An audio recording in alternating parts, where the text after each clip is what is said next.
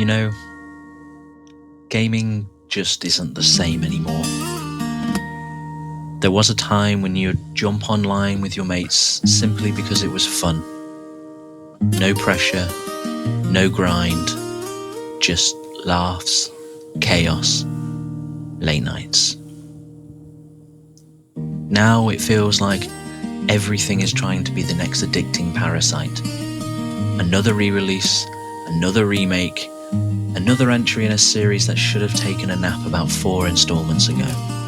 Yes, I'm looking at you, Call of Duty and FIFA. And the subscriptions, loot boxes, battle passes, premium tracks, it just feels so soulless. Games from around 2012 to 2015 onwards started shifting. Less about fun, more about work. If you're not winning every match, it feels like you're losing progress. If you're not grinding daily tasks, you miss out. If you try to chill, someone will tell you you're not playing the right way because of whatever meta build is flavour of the month. What happened to plugging in Guitar Hero and laughing when someone missed a note, and loading up Minecraft and just chilling out? No dailies, no FOMO, no pressure. Everything now feels like it's designed to pull you back in, even when your heart's not really there anymore. But then, every so often, a game reminds you why you loved gaming to begin with. Recently for me, that was Grounded. A survival game that, shockingly, felt like it was made with the players in mind. The progression felt meaningful, the world felt alive, every bit of effort actually mattered. My friend and I were hooked, not because the game forced us to log in every day, but because it was genuinely fun. And it proved something important. There are still developers out there who care, who listen, who make games because they want players to experience something special. And the thing about Grounded, it wasn't just fun. It reminded me what fun feels like. Exploring the garden felt like playing games as a kid again. Every twig was a weapon, every leaf was a roof tile, every hedge felt like a whole new world. The progression didn't punish you, it rewarded you. You put in time, you saw results. Craft a new piece of armor, you actually felt stronger. Build a base, it genuinely protected you. It wasn't about being the best. It wasn't about chasing a cosmetic that expires in a week. It wasn't about some meta build patched weekly to force you into a new one. It was just joy. Pure collaboration, discovery, and the satisfying grind of improving because you want to. Not because a screen is telling you you'll miss out if you don't. Grounded felt like a game that respected your time. And that's something I didn't realise I'd been missing until I got it back. And then there's Baldur's Gate 3. A whole different genre, a whole different tone, but the exact same heart. Larian Studios didn't just make a game, they made a love letter to players. A world that reacts to you, trusts you, rewards your choices, even the stupid ones. And they weren't chasing trends. They weren't trying to squeeze you for battle passes or season 12 of the Goblin Hunt.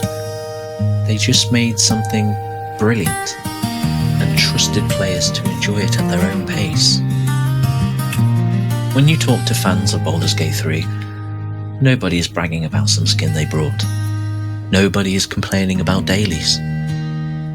People are talking about their characters, their choices, their stories, moments that stuck with them because the game let them make memories rather than farm chores. And that's what both Grounded and Baldur's Gate 3 have in common.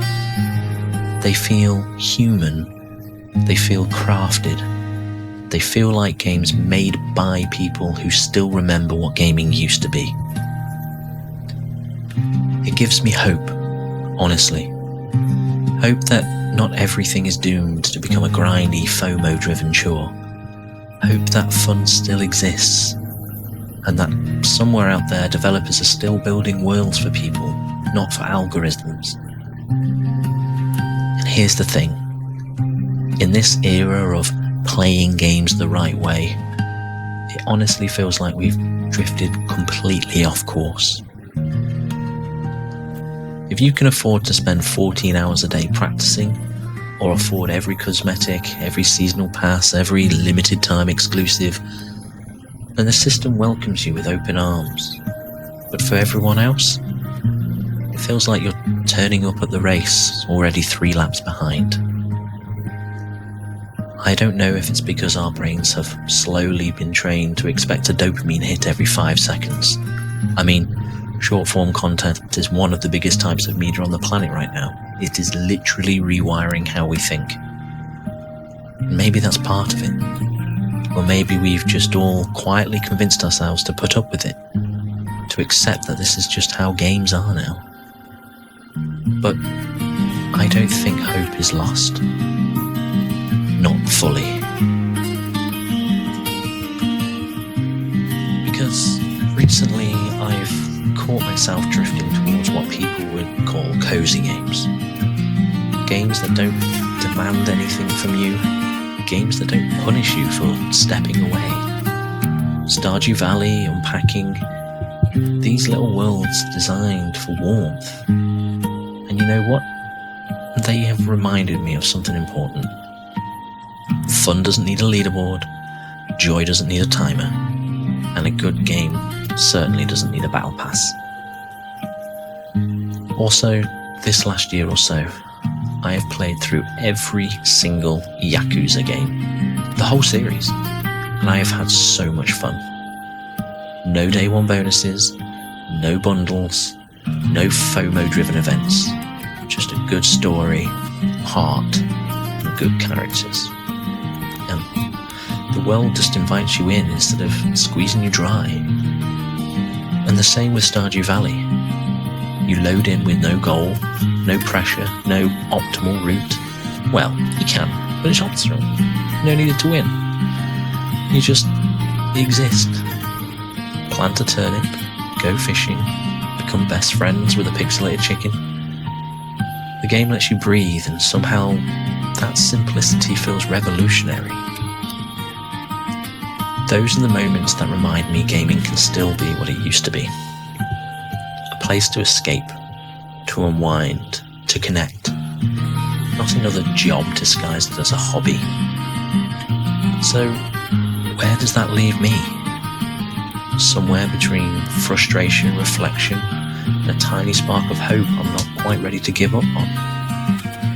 Because yes, the industry has lost its way in so many places. We've traded creativity for content cycles. We've traded joy for attention metrics. We've traded play for productivity, as if a hobby has to justify itself with progress bars and a seasonal checklist. And I think a lot of us feel it. We're being tired of how to play. We're tired of being funneled into metas and battle passes and daily tasks that punish you for having a life outside the screen. But at the same time, I can't pretend that spark is gone. Not when games like Grounded exists. Not when Baldur's Gate 3 drops and reminds the whole industry what passion looks like. Especially not when indie devs and small teams pour their hearts into cozy games and ask absolutely nothing of you except to enjoy yourself. And honestly, again, that gives me hope. Hope that fun isn't dead. Hope that someone out there is still designing worlds. Hope that somewhere behind the noise there are still developers who remember what it's like to sit down, pick up a controller and feel something. And maybe that's the point. Maybe gaming isn't gone. Maybe we just have to choose differently. Choose games that care. Choose stories that stay with us. Choose experiences that don't treat our time like currency.